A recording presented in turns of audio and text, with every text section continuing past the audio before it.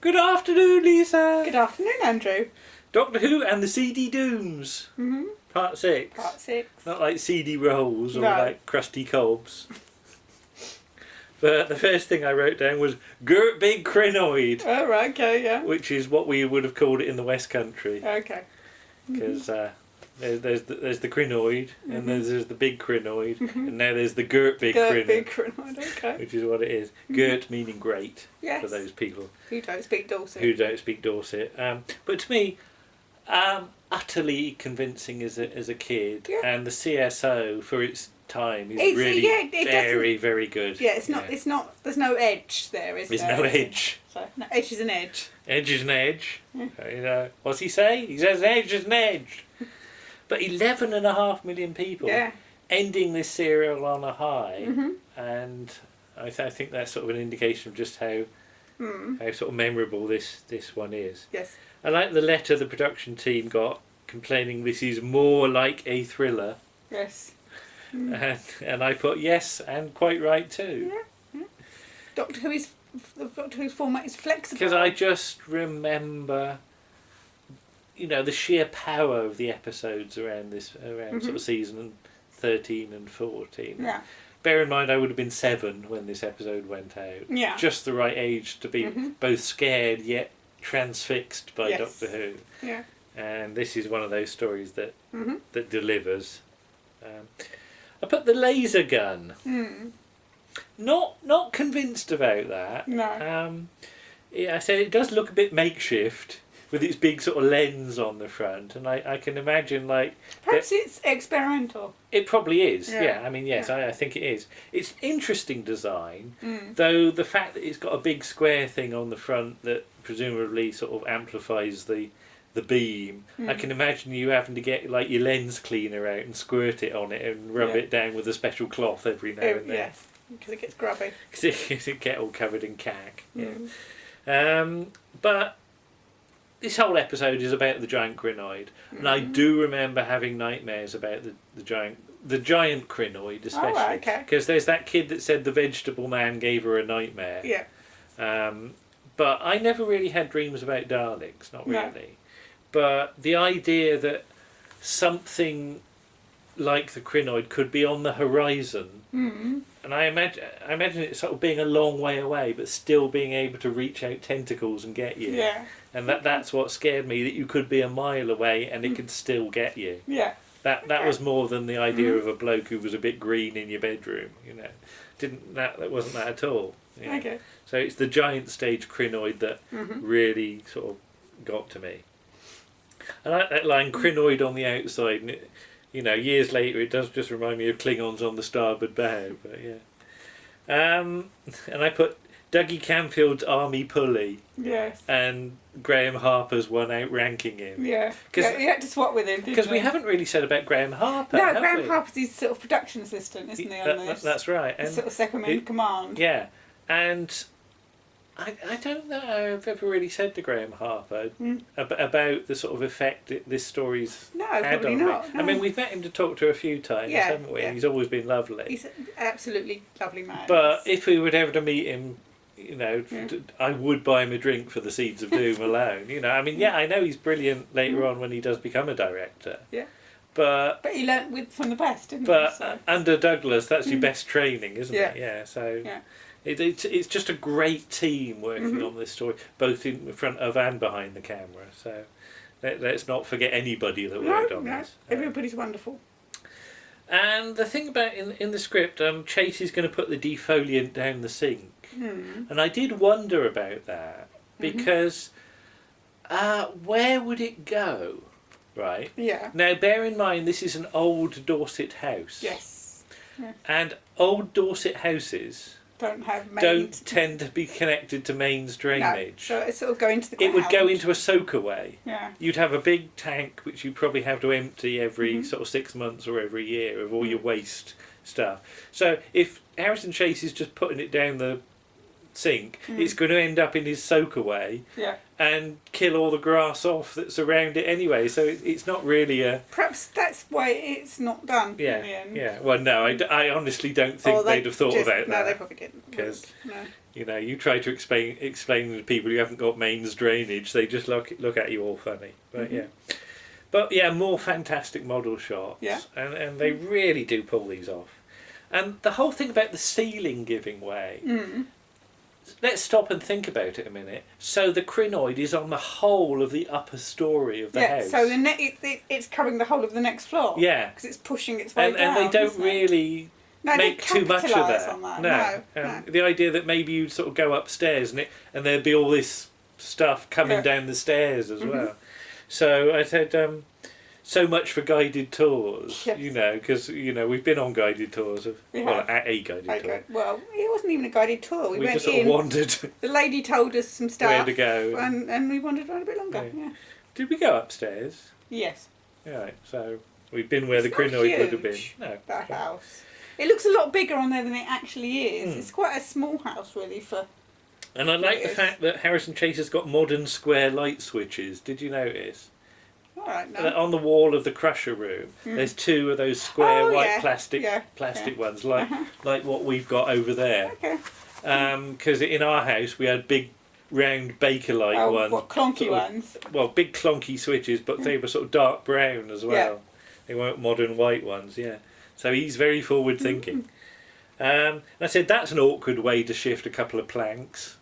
As the sergeant comes in, and I understand why they're doing it, because he's got to have his back to Chase. Yes. So he's got to do all this sort of... Yeah, he really needed Scorby or something. He needed somebody to help him and hold the other end. And I said, Eric Sykes would not be amused, you know, with the plank. Scorby's attempt at carpentry, sort of nailing up loose bits of wood. I'm not sure how convincing that's going to keep a Krynoid out. It does seem to me as though he's nailed the light to the... There's one of those angle poised lights. Oh. And it does seem to be that he's nailed one of those to the wall. Possibly. I don't quite know why, but he's not been like sort of taught under Barry Bucknell or something like that. There's a name for you. Yeah. But Scorby is starting to crack now, and I like the arc we've had with... I don't like the word arc, but I like the journey that Scorby's character has gone on. Yeah. And the fact that when it comes down to it, Sarah's actually the stronger character. And it does start to become apparent now. And Liz is very calm in this situation, isn't she? And this whole thing about, you know, Scorby, you know, I've always helped myself, Africa, the Middle East. I do wonder what a young Scorby spin-off series would be like, you know. Because... Well, you know, is it young Indiana Jones, wasn't it? And I can imagine young Scorby going around having adventures. I'm not sure he'd be a hero, really. Well, no, but you know, I always look for spin-off series, and poor Sergeant. That's a nasty way to go, isn't it? It is, but fortunately, I think he's unconscious when it happens. Yeah. Well, he's not. You don't hear anything. No. But Scorby's now defeated because he's just sort of slumped in the corner and he doesn't want to move and he's quite ready to give up. Yeah. But yeah, there really is the feeling that the series is on a sort of popularity high at this point. And the notes do briefly mention the Pescatons LP. Yes. And I've got it. Well, I've still got it. But I was even slightly scared of playing the Pescatons LP. All right, okay. Because it did remind me of this period of the show. So I played it a few times as a kid, but not often. Because there was something about that album that scared me. And I think it's to do with the music on it. Okay.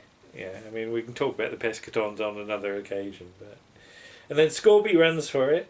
No stuntman for Mr. Chalice. No, Alan Chance was there, but in the end they decided to ask John to do it. John doing 2 takes. Yeah. It's the first and take for a bottle of brandy. And I just put, frankly, John will do anything for a bottle of wine and a chocolate gnome, won't he? Because we've said it before that when we met John, we got him Did we get him the chocolate gnome for... What was that for? That was when he was at the RNLI, It wasn't was, it? yeah. Because it was just before Christmas, wasn't it? Well, not long before Christmas. Maybe November. And he bit its head off before we got home. Yeah.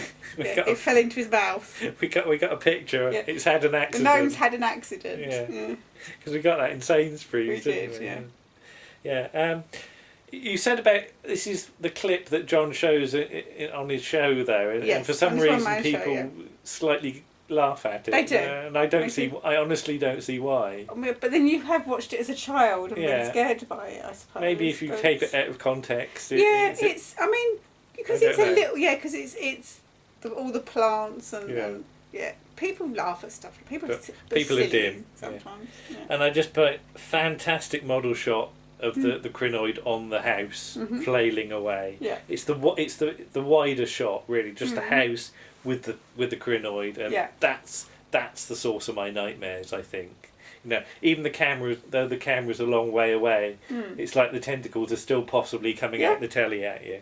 So, and yeah. Compare with Quatermass Experiment Episode 6, and there's a one or two production photos of that scene of the thing on Westminster Abbey, because of course it's just like the glove that Nigel Neal, Yeah, it's a washing up glove, isn't it? I forget, With a load of stuff with- stuck with on a it load by of stuff- Judith Kerr, yeah. Kerr, yeah. And I just love to see the moving footage like- of that. What did that look like? It looked like a hat. But the photo. The photo that probably I've looks seen good, looks yeah. really good. Yeah. Yeah, because it's in the script book. We've got the script book over there somewhere. Somewhere, so, yeah. And let's just briefly talk about.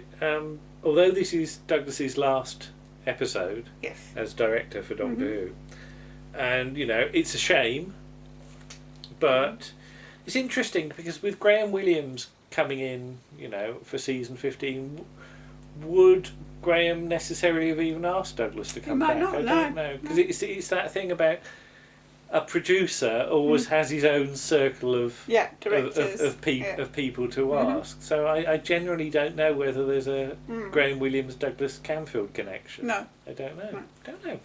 Because of course Graham's sort of working as sort of script editor on Z Cars around this point. So you know, I know, you know there's some familiar sort of faces that work on Z Cars around 75, 76. But Yeah. but I really don't know.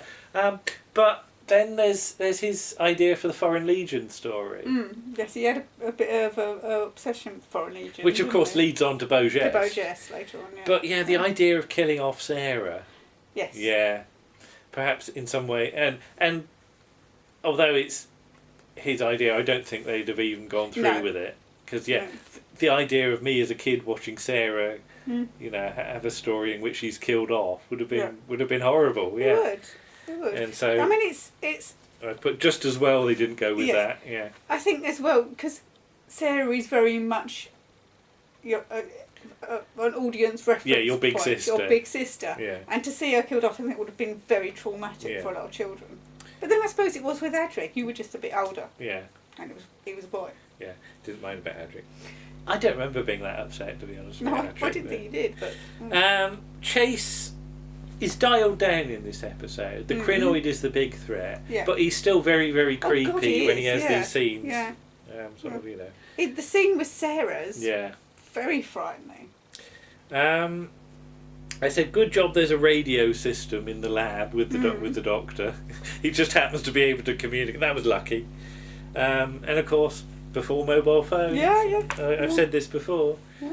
I was always worried about mobile phones in Doctor Who. Would they circumvent the plot?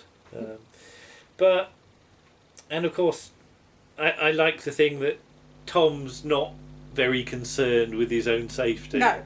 You No. know, if I get blown up, then I do, but at least we'll have saved the planet. Yes. And the first shot of the jets, there's 5 of them. And at no point do you ever see 5 again, because you see 2 of them, I think, in the next shot. Yeah. So, A, where did they come from? I don't know where the nearest RAF base is meant to be. Well, it's within 3 minutes. Yeah. And where did the other 3 go? Did they get called off to do something else? Possibly, I don't know. yeah. Oh, blimey, there's something else happening as well.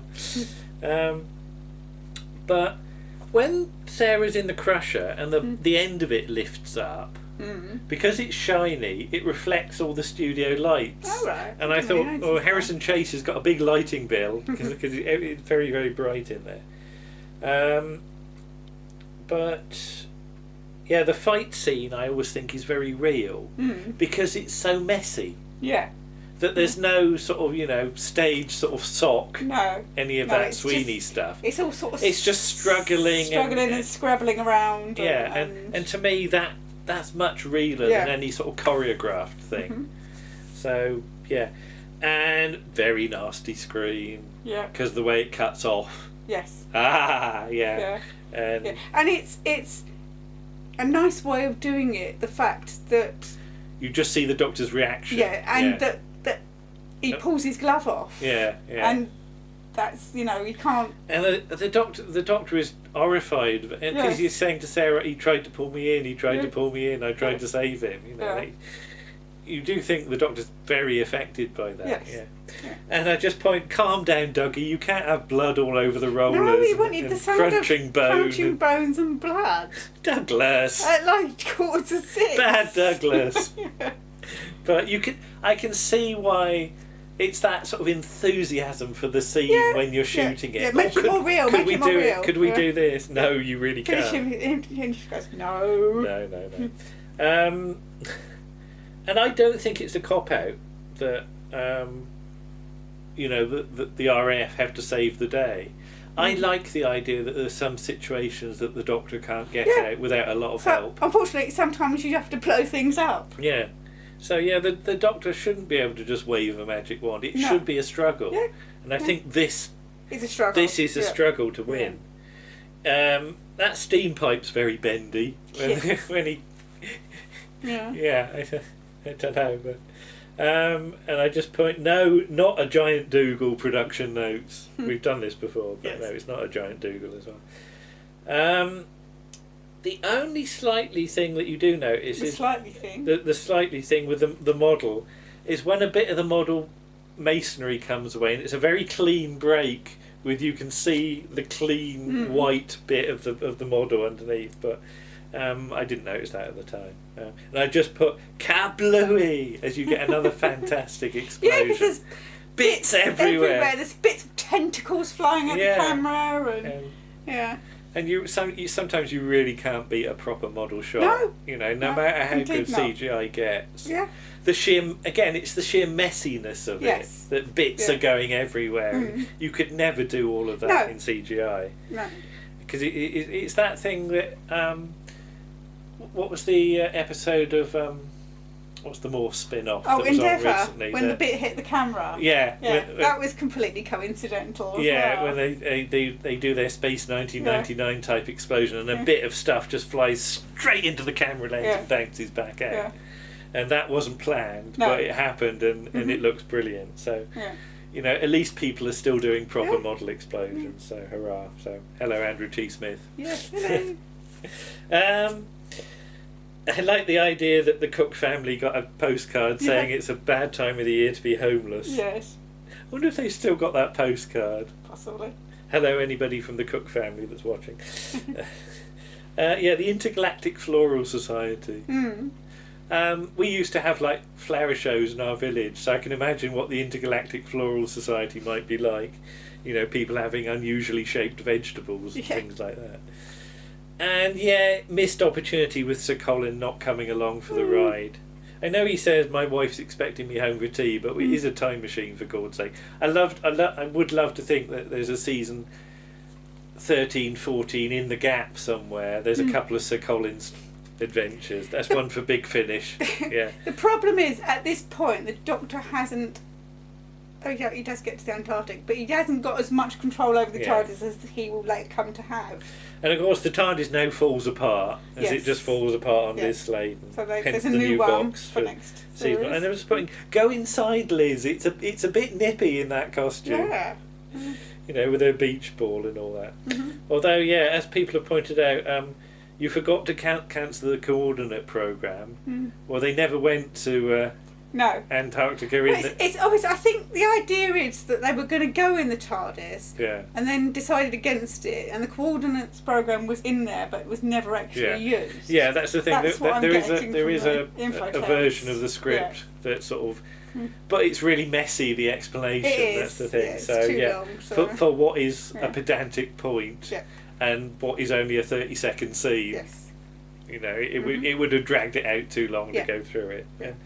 And I just put bye Douglas. Yes. And let's just think for a few minutes about Douglas Camfield's huge contribution to Doctor Who. Oh yeah, I mean, there's not one of his stories that aren't brilliant. There's a line from Unearthly Child with Douglas as PA all the way through to. So the idea that Douglas Camfield, there's a thread of him all the way through the first 13 seasons of Doctor Who. It's just a wonderful, wonderful thought. And it would have been nice to get him back. I can imagine certain stories directed by Douglas after this point. Yeah.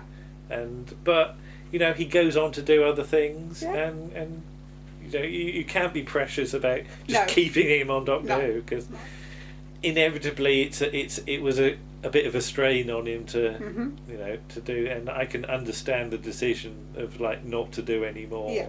Well, and not to get typecast as a Doctor Who director as well. I can understand. To get the chance to do different other things. And of course, things like Bojes, the Nightmare Man, are all great pieces of work as well. So the vague idea of him directing the 5 Doctors sometimes goes through my head, or indeed Waris Hussein doing it as well. It's an interesting idea, but just thank you to Douglas Camfield for everything he did, and brilliant. Right. And I just wanted to say that the last time we watched this story, about 18 months ago, 2 years, we had just got to the end of episode 6. End credits. End credit hit the last note of the theme tune, and all of our lights went out. Yeah. Because a bulb in the kitchen had blown and tripped the fuse. And we were plunged into darkness. Yes. But and by the television, and we had some fairy lights on as well. I can't tell you how unnerving that was, having just watched. I mean, it might have been more unnerving had it happened in the previous episode. Yeah. But yes, it was very unnerving for that to happen. It's like the Krynoid. It's like Douglas Camfield playing a joke on you. Yes. Right, I'm going to turn all your lights off. Yeah. Your swines. So. Right, there we go. There's the Seed of Doom done and dusted. And we will stay with Tom Baker. Yes, we're going to look at another Tom Baker story, a very different Tom Baker story from as a couple of series on. pointed out, the Tom Baker era changes as it goes along. It does. So we'll do an example of that later on. Well, next, not later on. Well, and that will be the Horns of Nimon. The Horns of Nimon, which gives us a very interesting choice for the accompanying show as well. It does. That's going to be much fun. See you all again then. Okay. Bye-bye. Bye.